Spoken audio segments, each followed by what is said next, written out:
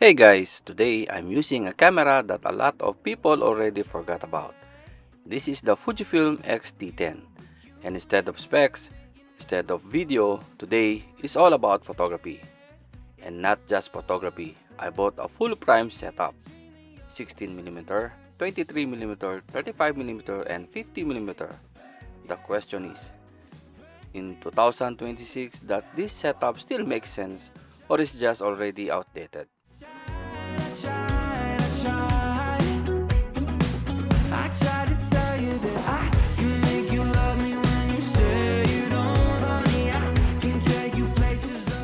If you're into a real-world photography test and honest gear reviews, make sure to subscribe because I upload new content every week.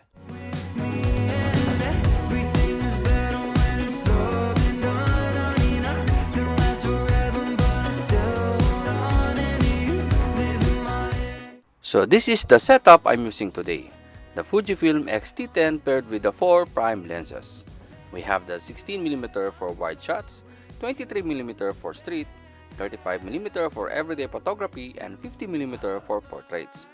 On Fujifilm APS-C, this is basically a complete storytelling kit.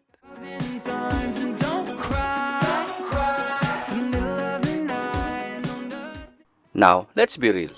This camera doesn't have IBs, no crazy autofocus, no modern video features. But for photography, this is where Fujifilm camera like this shine. You get beautiful colors straight out of the camera, simple manual controls, and the classic shooting experience that actually makes you slow down and think.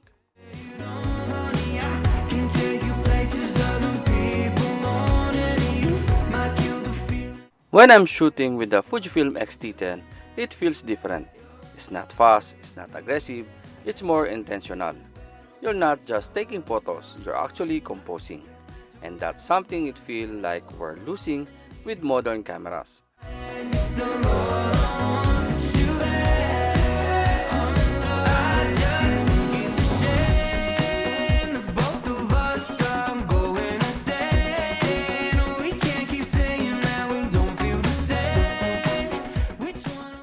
Lens breakdown. The 60mm is wide, good for environmental. It's perfect when you want to show the environment, street scenes, buildings, travel shots. This is where you captures the story. For the 23mm street photography king, this is my favorite for street photography. It's natural, not too wide, not too tight. It feels like what your eyes can see. For the 35mm or the everyday lens, is the safe lens. If you don't know what to use, this is it. It works for almost everything, portraits, details, everyday moments. And for the 50mm portraits and compression, in this one, the 50mm is where things that look more professional. You get that compression, that background separation. This is perfect for portraits.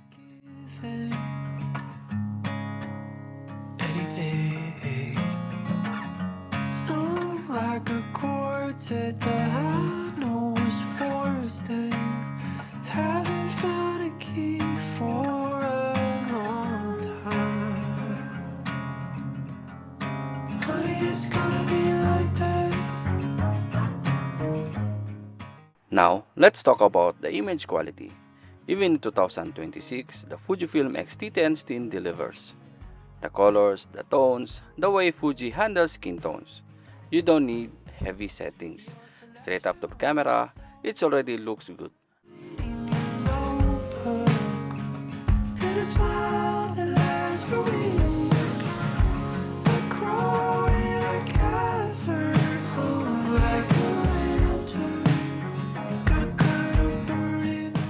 But let's be honest, this is not a camera for everyone.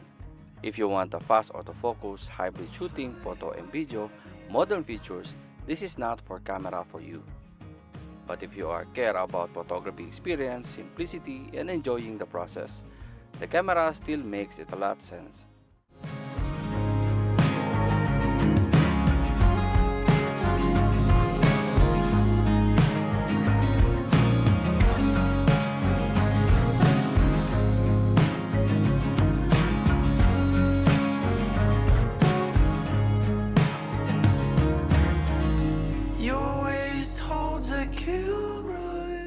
So, is the Fujifilm X-T10 still worth using in 2026? For photography, I would say yes. Not because it's powerful, but because it makes you enjoy shooting again. And sometimes, that's more important than specs.